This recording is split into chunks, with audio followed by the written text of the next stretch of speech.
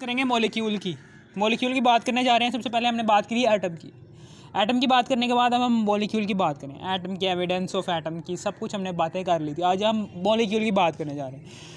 Molecule क्या होता है कि सेम एटम्स, जब मॉलिक्यूल में सेम एटम्स, यानी कि सबसे पहली बात ये है कि मॉलिक्यूल जो सा होता है ना, वो एटम्स से मिलकर बना होता है। एटम्स से जो सा हमने पीछे पढ़ा हुआ है एटम, ठीक है ना, वो एटम से मिलकर मॉलिक्यूल बनता है। एटम्स सेम तरह के भी होते हैं, एक जैसे एटम्स जब आपस में कंबाइन होते हैं तब भी मॉलिक्यूल बन जाता है। जब मुख्तलिफ़ तरह के एटम्स आपस में मिलते हैं तब भी मॉलिक्यूल बन जाता है। फॉर एग्ज़ाम्पल ये वाला मॉलिक्यूल देख लें।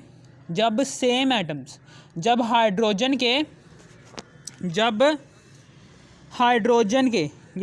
के दो एटम्स ये और ये आपस में मिले तो H2 बन गया, ठीक है ना। और जब मुख्तलिफ़ तरह के एटम्स आपस में मिले, यानी कि दो हाइड्रोजन के एटम्स जब मिले किसके साथ, ऑक्सीजन के साथ, तब मिल गया, तब बन गया H2O, ठीक है ना। और फिर उसके बाद sometimes only one atom called molecule. For example और कभी कभी तो ऐसा होता है कि ऐसे एटम्स को भी मॉलिक्यूल कह दिया जाता है जो एग्जिस्ट नहीं कर सकता, जो एग्जिस्ट करता है आज़ादाना हालत में। For example all noble gases, सारी की सारी नोबल गैसेस जो सी होती हैं, नियॉन, आर्गॉन, क्रिप्टॉन, जीनॉन,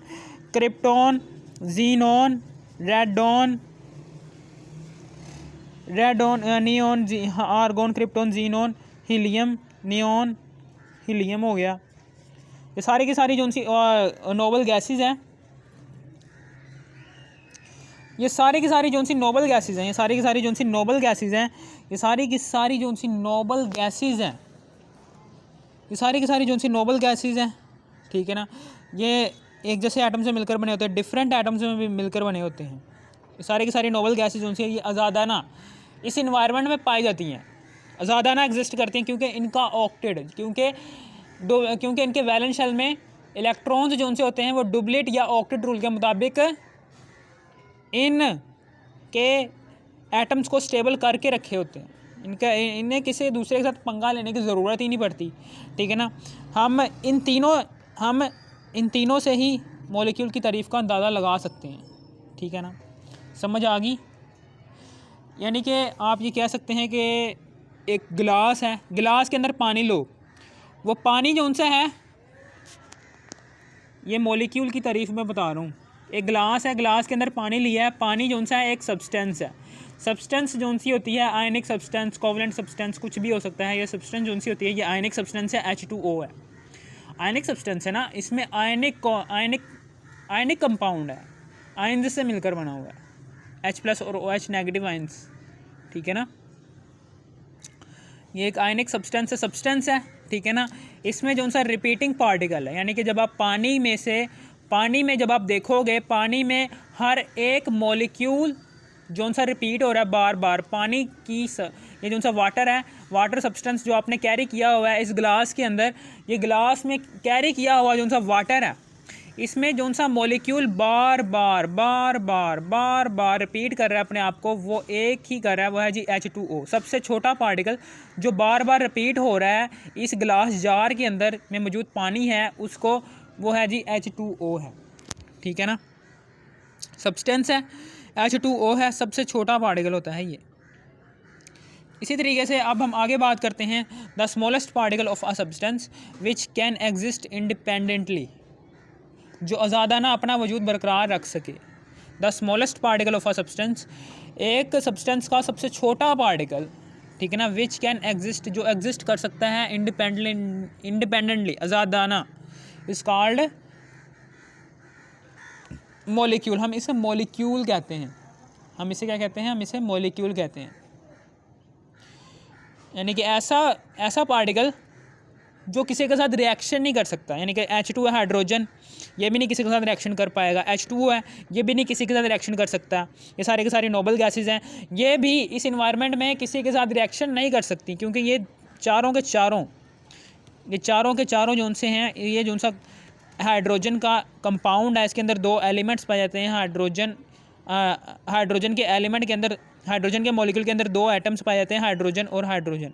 इन्होंने अपने आप को डुप्लेट रूल के मुताबिक स्टेबल रखा हुआ है। इसी तरीके से ये ऑक्सीजन है, ऑक्टेट रूल के मुताबिक अपने आप को स्टेबल रखा हुआ है, क्योंकि इसके साथ 2 हाइड्रोजन जुड़े हुए हैं जिन्होंने डुप्लेट रूल के मुताबिक अपने आप को स्टेबल रखा हुआ है। ऑक्सीजन के वैलेंस शेल में मौजूद एक लोन पेयर के साथ अपने वैलेंस इलेक्ट्रॉन जो कि एक हैं हाइड्रोजन के साथ शेयर करके डुप्लेट रूल के मुताबिक इन्होंने अपने आप को स्टेबल रखा हुआ है। इस तरह से neon, argon, krypton, xenon, radon, ये सारे के सारे जो सी नोबल गैसेज हैं इनके भी वैलेंस शेल में ऑक्टेट या डुप्लेट रूल के मुताबिक ये भी स्टेबल हैं। हीलियम जो सी होती है ये डुप्लेट रूल के मुताबिक स्टेबल, बाकी सारी ऑक्टेट रूल के मुताबिक स्टेबल है, इसलिए ये रिएक्शन नहीं कर सकते। मॉलिक्यूल जो होते हैं वो एक ऐसी सब्सटेंस होती है वो जो अपना आज़ादाना वजूद बरकरार रख सकती हैं, जो अपना आज़ादाना विच कैन एग्जिस्ट इंडिपेंडेंटली, जो अपना आज़ादाना वजूद बरकरार रख सकती हैं। The smallest particle of a substance which can exist independently is called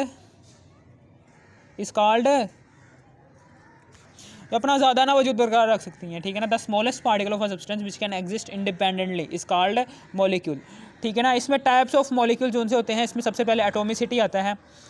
atomicity किसे कहते हैं, ठीक है ना। यानी कि अब हम टाइप्स की बात कर रहे हैं, मॉलिक्यूल्स की टाइप्स की बात कर रहे हैं। टाइप्स में सबसे पहले टाइप्स जो उनसे होती है वो एटॉमिसिटी। एटॉमिसिटी के हवाले से मॉलिक्यूल की टाइप्स, एटॉमिसिटी कहते हैं किसे हैं कि the number of atoms present in a molecule, यानी कि एक मॉलिक्यूल में कितने नंबर ऑफ एटम एग्जिस्ट कर रहे हैं। एक मॉलिक्यूल के अंदर एक मॉलिक्यूल कितने एटम्स अपने अंदर गेन करता है, यानी कि कितने एटम्स रखता है अपने अंदर, उसको हम कहते हैं एटॉमिसिटी। एटॉमिसिटी जो सी होती है, एटॉमिसिटी ये इसकी तारीफ़ थी, एटॉमिसिटी की तारीफ़ थी कि एक मॉलिक्यूल के अंदर कितने नंबर ऑफ एटम्स एग्जिस्ट करते हैं। अब एटॉमिसिटी को बुनियाद बनाते हैं वे मॉलिक्यूल्स की 3 टाइप्स हैं, 3 टाइप्स कह रहा हूँ, 4 टाइप्स है। Monoatomic molecule, diatomic molecule, triatomic molecule, polyatomic molecule, ठीक है ना। आ मॉलिक्यूल हैविंग ओनली 1 एटम, यानी कि ऐसा मॉलिक्यूल जो सिर्फ और सिर्फ एक एटम रखता है, ऐसा मॉलिक्यूल जो सिर्फ और सिर्फ एक एटम रखता है ना, हम उसे कहते हैं, ये क्या है, मोनोटॉमिक मॉलिक्यूल। फॉर एग्जांपल ऐसा, यानी कि आप कह सकते हैं सारी की सारी नोबल गैसेस, सारे के सारे neon, krypton, xenon, neon, argon, krypton, xenon, radon, ये सारे के सारे ऐसे मॉलिक्यूल्स हैं जो किसी के साथ रिएक्ट नहीं करते, और ऐसे एलिमेंट्स हैं जो सिर्फ और सिर्फ अपने अंदर एक एटम रखते हैं, ठीक है ना। नियॉन मॉलिक्यूल अपने अंदर सिर्फ एक एटम रखता है, नियॉन एटम का। आर्गोन मॉलिक्यूल सिर्फ और सिर्फ एक एटम रखता है, आर्गोन का। क्रिप्टॉन मॉलिक्यूल सिर्फ और सिर्फ एक एटम रखता है, क्रिप्टॉन का। जीनॉन मॉलिक्यूल सिर्फ और सिर्फ एक एटम रखता है, जीनॉन का। यानी कि आप कह सकते हैं कि जो एक ही एटम पर मुश्तमिल मॉलिक्यूल होता है, जो एक ही एटम पर मुश्तमिल मॉलिक्यूल होता है, हम उसको एटॉमिसिटी के हवाले से मोनोएटॉमिक मॉलिक्यूल कहेंगे, ठीक है ना।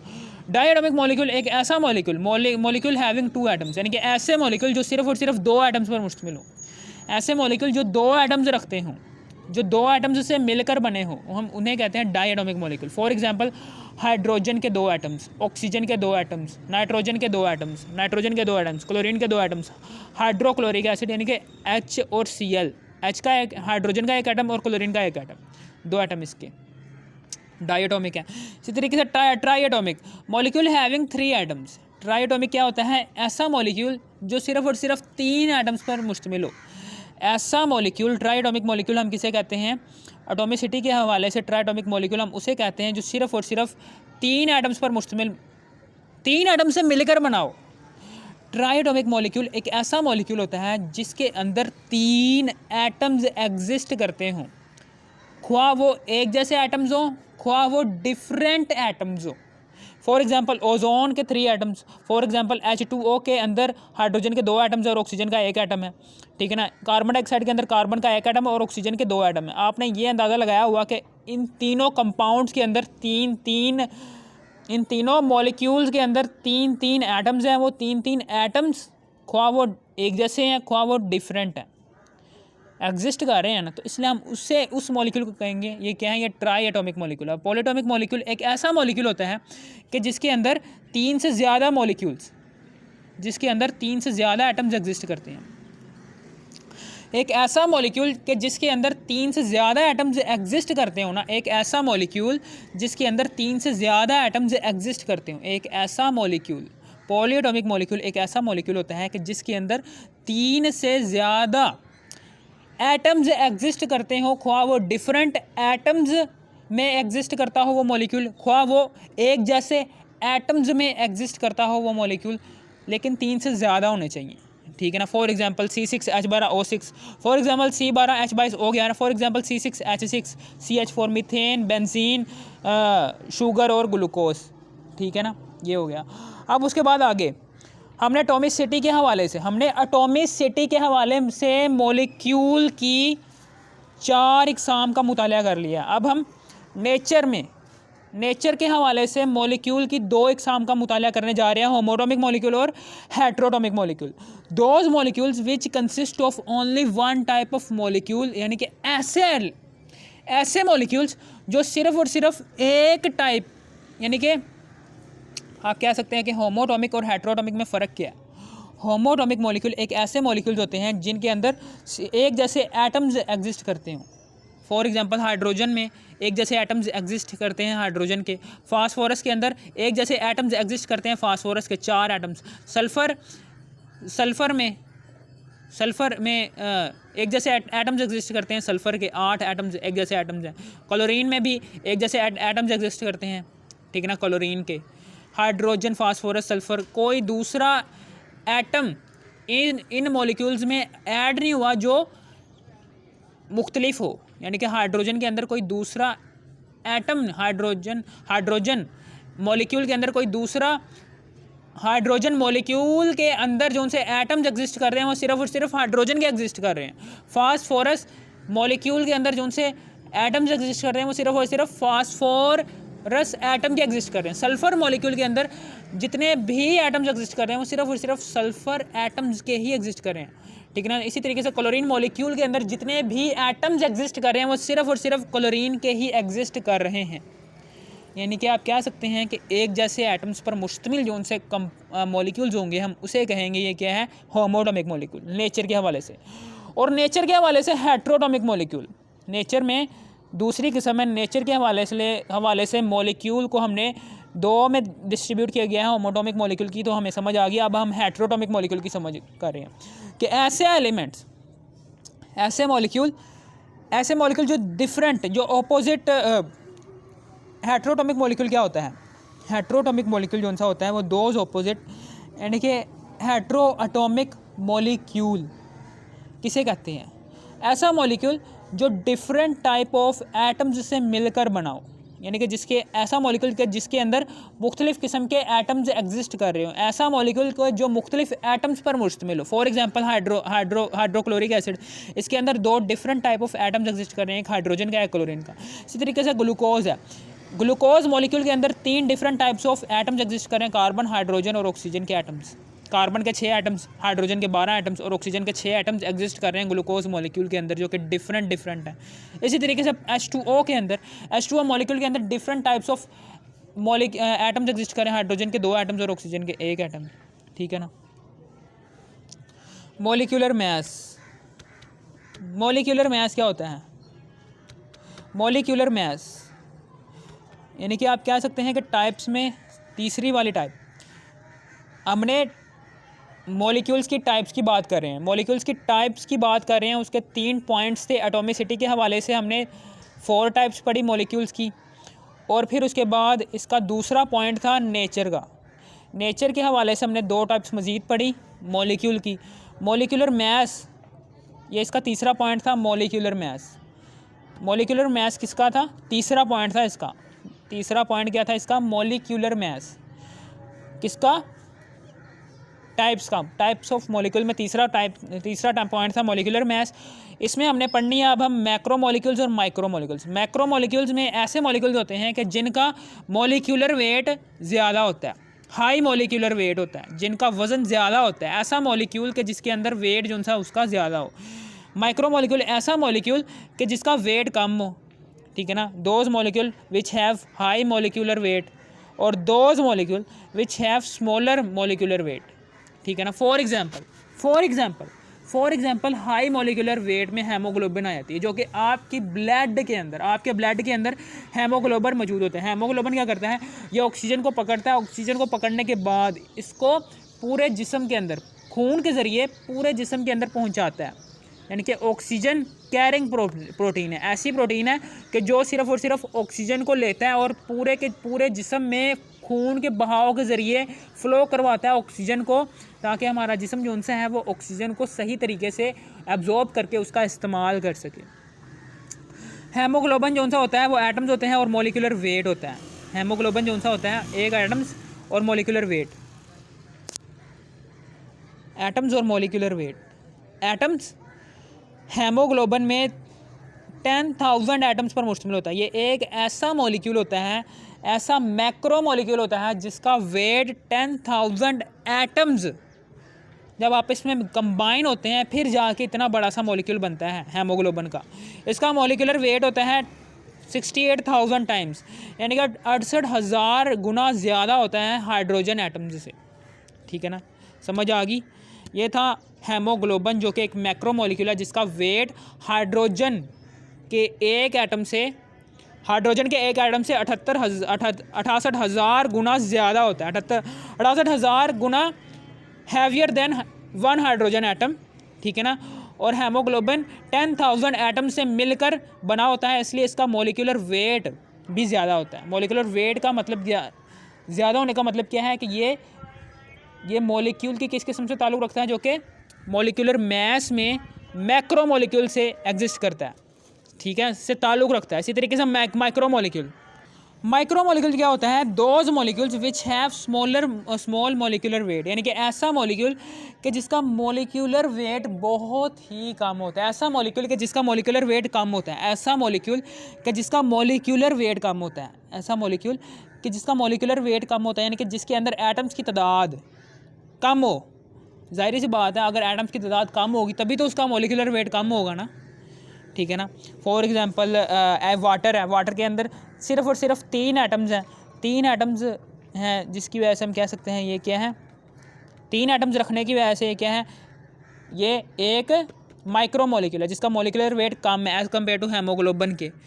अमाइनो एसिड्स हो गए, हमने पीछे 10th क्लास में बड़ी तफसील से पढ़ा है। Sugars, amino acids, nucleic acids, fatty acids, ये सारे के सारे जितने भी हैं, ये सारे के सारे क्या हैं, ये सारे के सारे माइक्रो मॉलिक्यूल्स की एग्जाम्पल्स हैं। ठीक है ना। मोनो का मतलब है सिर्फ और सिर्फ एक, डाई का मतलब है 2, ट्राई का मतलब है 3, पॉली का मतलब है 3 से ज़्यादा एटम्स पर मुश्तमिल मॉलिक्यूल। ठीक है ना, इसी तरीके से आपने इसकी तारीफ़ कर देनी है। ठीक है ना, मैं दोबारा से थोड़ा बहुत बता देता हूँ कि मॉलिक्यूल कौन सा होता है। मॉलिक्यूल सेम एटम्स पर मुश्तमिल मॉलिक्यूल क्या होता है, मॉलिक्यूल को हमने 3 पॉइंट्स पर तकसीम किया गया था, एक एटोमिसिटी, एक नेचर और तीसरा मॉलिक्यूलर मैस। एटोमिसिटी के हवाले से इसकी 4 टाइप्स थी। मोनोटॉमिक मॉलिक्यूल जो सिर्फ और सिर्फ एक ही एटम पर मुश्तमिल होता है, ऐसा मॉलिक्यूल। और डायटोमिक मॉलिक्यूल ऐसा मॉलिक्यूल जो 2 एटम्स पर मुश्तमिल होता है। ट्राइटोमिक मॉलिक्यूल ऐसा मॉलिक्यूल जो सिर्फ और सिर्फ 3 एटम्स पर मुश्तमिल होता है। पॉलीटोमिक मॉलिक्यूल ऐसा मॉलिक्यूल जो 3 से ज़्यादा एटम्स पर मुश्तमिल होता है, हम उसे पॉलीटोमिक मॉलिक्यूल कहते हैं। नेचर के हवाले से होमोटोमिक मॉलिक्यूल, हेट्रोटोमिक मॉलिक्यूल। नेचर के हवाले से इसके 2 टाइप्स हैं, होमोटोमिक मॉलिक्यूल और हेट्रोटोमिक मॉलिक्यूल। होमोटोमिक मॉलिक्यूल ऐसा मॉलिक्यूल कि जिसमें एक ही तरह के एटम्स एग्जिस्ट करते हों। हेट्रोटोमिक मॉलिक्यूल ऐसा मॉलिक्यूल कि जिसके अंदर different types of atoms exist करते हों। ठीक है ना, इसकी एग्जांपल्स भी मैंने बता दी हैं। मॉलिक्यूलर मैस जो सा होता है, मॉलिक्यूलर मैस के हवाले से हमने 2 टाइप्स मजीद पढ़ी थी मॉलिक्यूल की। एक मैक्रो मॉलिक्यूल, ऐसा मॉलिक्यूल कि जिसका मॉलिक्यूलर वेट बहुत ज़्यादा होता है और जिसमें एटम्स की तादाद ज़्यादा होने की वजह से उसका जो सा मॉलिक्यूलर वेट है वो ज़्यादा हो जाता है। ठीक है ना, दूसरे मॉलिक्यूल्स के हवाले से। और माइक्रो मॉलिक्यूल्स ऐसे मॉलिक्यूल्स होते हैं कि जिनके अंदर एटम्स की तादाद कम होने की वजह से उनका मॉलिक्यूलर वेट दूसरे मॉलिक्यूल्स की निस्बत बहुत कम हो जाता है। ठीक है ना, फॉर इसकी एग्जांपल्स भी हमने कर ली थी। ठीक है ना, अगर आपको इस वीडियो की समझ आ गई, इस वीडियो को कर दो लाइक और subscribe. Thanks for watching me.